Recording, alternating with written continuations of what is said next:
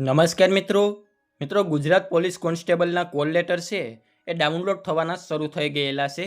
તો તમારે call letter કેવી રીતે ડાઉનલોડ કરવું અને જે મિત્રો પોતાના કન્ફર્મેશન નંબર ભૂલી ગયા હોય તો તેમણે કન્ફર્મેશન નંબર કેવી રીતે મેળવવા તેમની સંપૂર્ણ માહિતી આજના વિડીયોમાં આપવાનો છું। એની પહેલાં અમારી ચેનલમાં પહેલીવાર આવ્યા હોય તો ચેનલને સબસ્ક્રાઈબ કરી દેજો, જેથી ભરતીને લગતી તમામ માહિતી છે એ સૌથી પહેલાં તમારા સુધી પહોંચી શકે। તો ચાલો મિત્રો આપણે આજનો વિડીયો શરૂ કરીએ।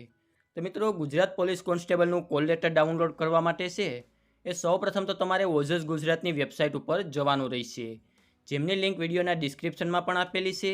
અન્યથા તમારી પાસે જે કોઈ પણ વેબ બ્રાઉઝર હોય તેમાં તમારે ઓજસ ગુજરાત સર્ચ મારવાનું રહેશે, એટલે તમે ઓજસ ગુજરાતની વેબસાઇટ ઉપર આવી જશો।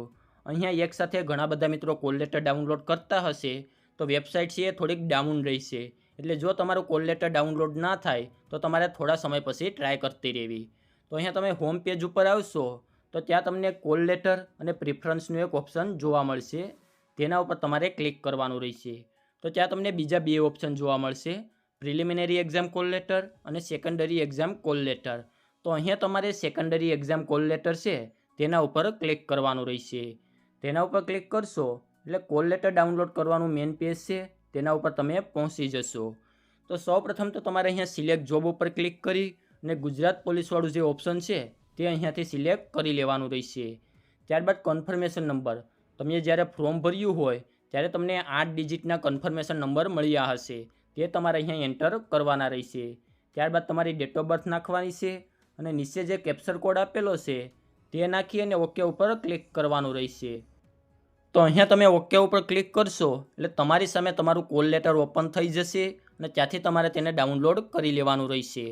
હવે જે મિત્રો પોતાનો કન્ફર્મેશન નંબર ભૂલી ગયા હોય તો તે કેવી રીતે મેળવવો તેમની વાત કરીએ।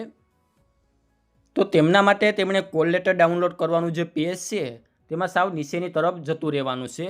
તો ત્યાં તમને એક ઓપ્શન જોવા મળશે, તે તમારો કન્ફર્મેશન નંબર જાણવા માટે અહીં ક્લિક કરો, તો તમારે તેના ઉપર ક્લિક કરવાનું રહેશે। તેના ઉપર ક્લિક કરશો એટલે તમે કન્ફર્મેશન નંબરવાળું પેજ છે તેમાં પહોંચી જશો। તો સૌપ્રથમ તો અહીંયા તમારે એન્ટર એડવર્ટાઇઝમેન્ટ નંબર એન્ટર કરવાના છે। તો તમે સ્ક્રીન ઉપર જે એડવર્ટાઇઝમેન્ટ નંબર જોઈ શકો છો રેડ અક્ષરમાં, તે તમારે અહીંયા એન્ટર કરી દેવાના રહેશે।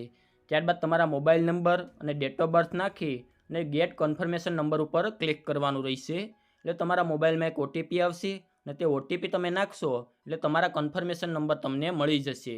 હવે ઘણા બધા મિત્રોને એ પણ પ્રશ્ન હશે કે અમારા મોબાઈલમાં ઓટીપી નથી આવતો, મોબાઈલ બંધ છે, તો એમણે અહીંયા ફરીથી નીચેની તરફ જતું રહેવાનું છે। તો ત્યાં એક ઓપ્શન જોવા મળશે કે click here two search confirmation number without OTP, તો તમારે તેના ઉપર ક્લિક કરવાનું રહેશે। ત્યારબાદ તમારે અહીંયા એડવર્ટાઇઝમેન્ટ નંબર નાખવાના છે જે તમને સ્ક્રીન ઉપર જોવા મળશે। ત્યારબાદ તમારી સરનેમ અને ફર્સ્ટ નેમ જે તમે ફોર્મમાં નાખ્યું હોય તે મુજબ નાખવાનું છે।